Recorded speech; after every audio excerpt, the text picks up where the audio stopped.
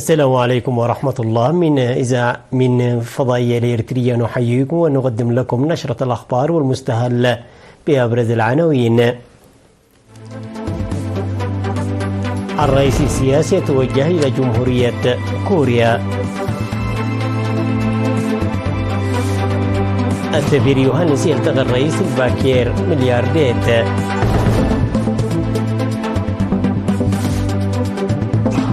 مؤسسة التأمينات الوطنية تعقد اجتماعها العام.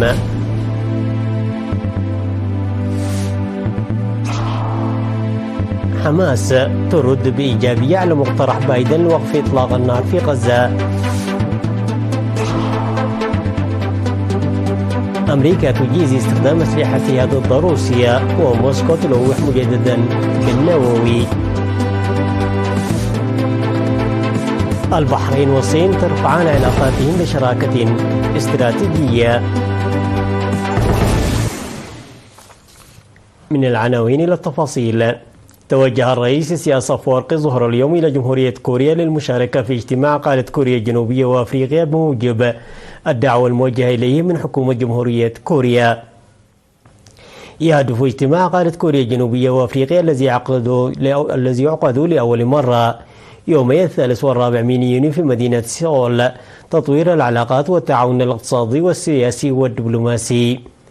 وسيلتقي الرئيس السياسي أفورقي والوفد المرافق له على هامش الاجتماع بقادة جنوب كوريا والدول الإفريقية لتعزيز العلاقات الثنائية والقضايا ذات الاهتمام المشترك.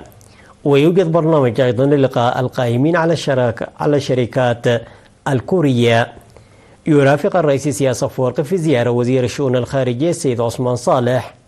يشارك في اجتماع كوريا وأفريقيا ممثلين عن 48 دولة بينهم 25 رئيسا.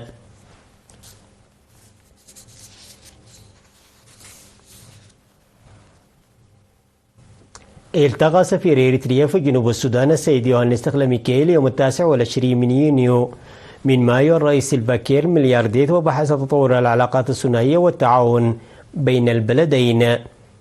توصل اللقاء إلى تفاهم لاتخاذ المبادرات واللقاءات المستمرة لتقوية العلاقات الأخوية بين البلدين الشقيقين.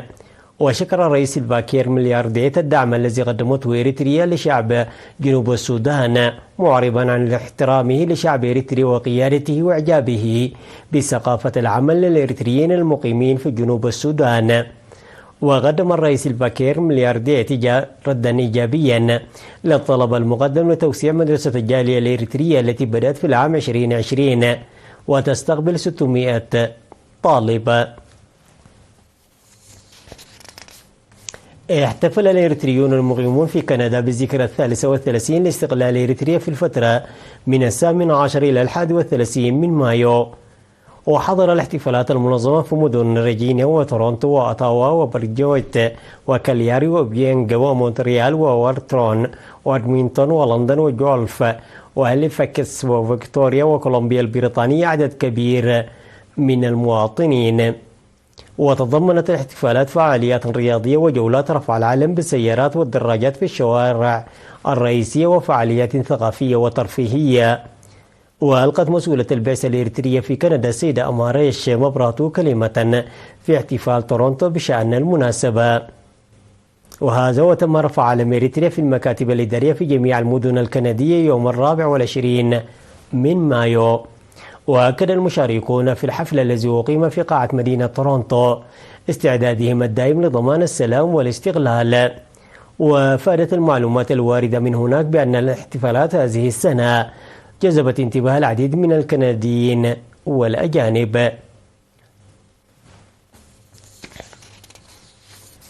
عقدت مؤسسة التأمينات الوطنية الإريترية اليوم الأول من يونيو في فندق أسمرا بالاس في أسمرا اجتماعه العام السنوي 20 للمساهمين. وقال رئيس مجلس الإدارة سيد قبر برهان محرتاب إن معدل وقوع الحوادث ارتفع مقارنة بالعام السابق بسبب زيادة حركة المركبات بعد تخفيف لوائح فيروس كورونا كوفيد-19 مما كان له تأثير على النتائج الفنية. وأوضح المدير العام لمؤسسة التأمينات الوطنية الإريترية بالإنابة السيد باولوس تخلاب أن مجلس الإدارة وافق على توزيع 86.4 مليون نقفة من أرباح 91.5 مليون نغفة على المساهمين. وقال أن التأمين الجماعي على الحياة ارتفع بنسبة 18% منذ العام 2022.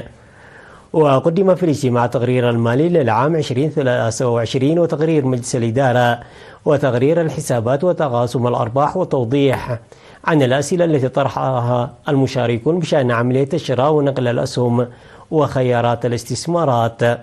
صادق الاجتماع على الوثائق والقرارات المقدمة في الاجتماع العام السنوي 19 لمؤسسة التأمينات الوطنية الإريترية.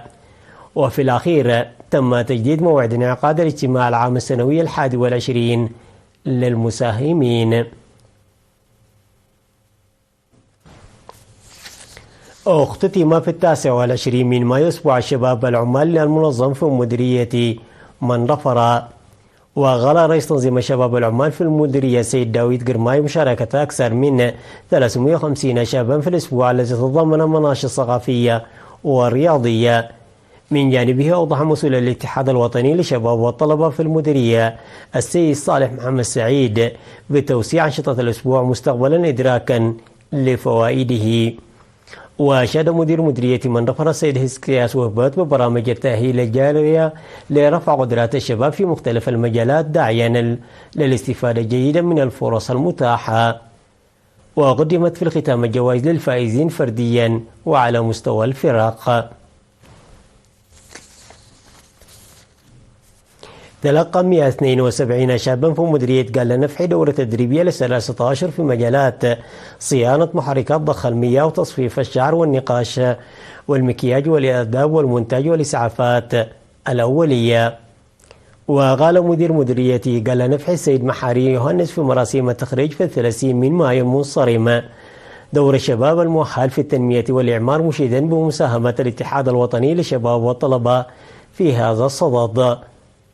ودعم مسؤول الاتحاد الوطني للشباب والطلبة فرع الإقليم الأوسط السيد سامسون كفلي المتدربين لتطبيق عملي للمعرفة المكتسبة، موضحا بأن الاتحاد سيعمل لخلق فرص القروض بشكل فردي وجماعي لفتح فرص العمل لهم.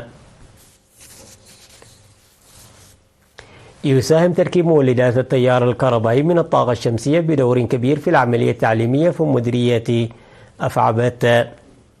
جاء توضيح خلال تركيب ألواح الشمسية بقيمة 80,000 نغفة في مدرسة أفعبت الثانوية بمبادرة من أولياء الأمور لحل مشكلة الكهرباء، وذلك حتى يتمكن الطلاب من استخدام أجهزة الكمبيوتر وأجهزة التعليم الكهربائية الأخرى. وأكد مدير المدرسة الأستاذ الأمين عبد الله على أهمية الطاقة الكهربائية في العملية التعليمية وحث الطلاب على استخدامها بالشكل الصحيح لتعميق المعرفة. من جانبه أشاد مسؤول التعليم في مديرية أفعبت الأستاذ محمد علي إدريس بمبادرة السكان معربا عن ثقته في سد النواقص مستقبلا. وقال مدير مديرية أفعبت السيد أحمد محمد نور رجب أن العمل الذي قامت به لجنة أولياء الأمور يعد مثالا للمناطق الأخرى، وحث أولياء الأمور على تشجيع ومتابعة أبنائهم. الأخبار العالمية بعد فاصل قصير، تفضلوا بالبقاء معنا.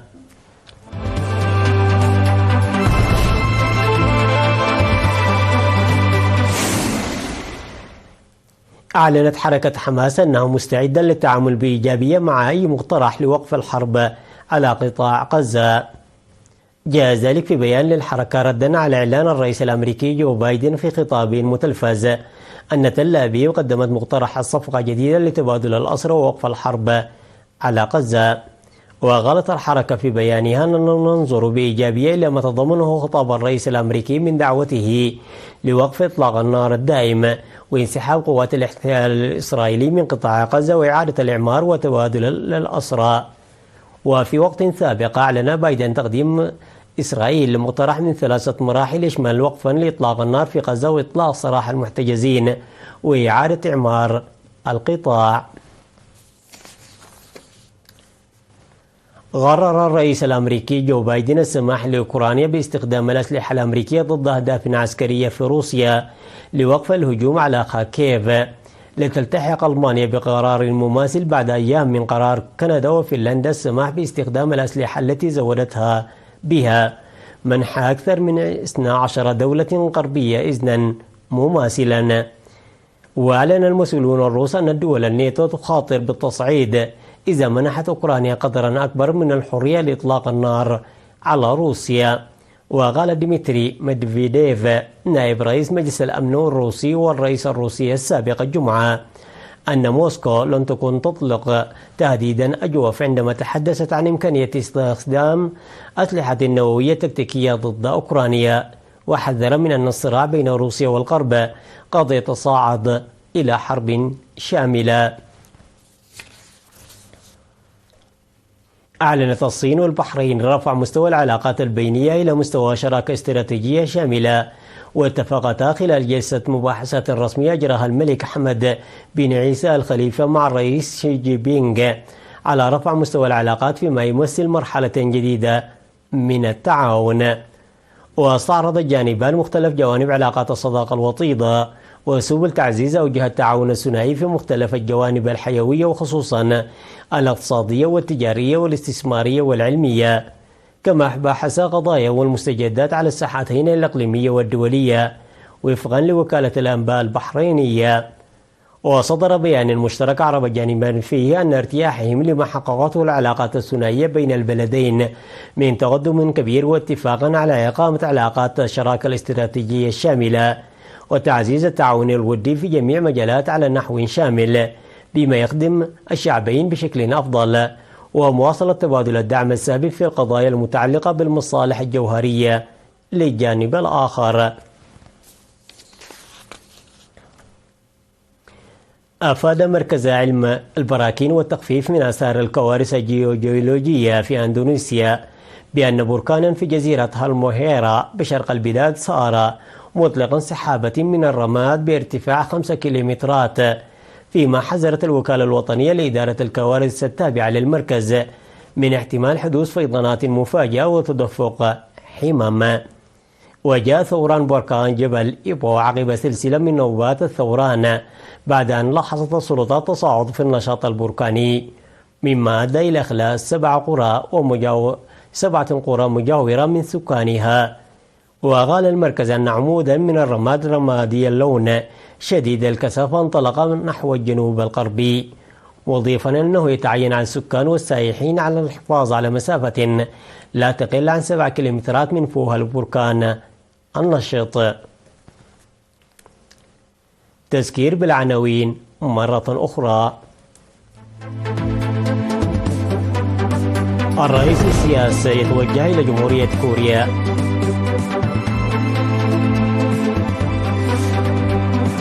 السفير يوهانس يبتغى الرئيس الباكير ملياردات. مؤسسة التأمينات الوطنية تعقد اجتماعها العام.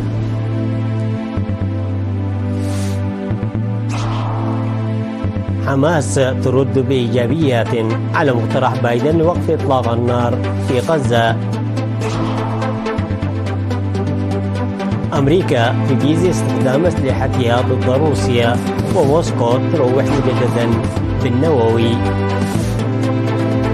البحرين والصين ترفعان علاقاتهم لشراكة استراتيجية.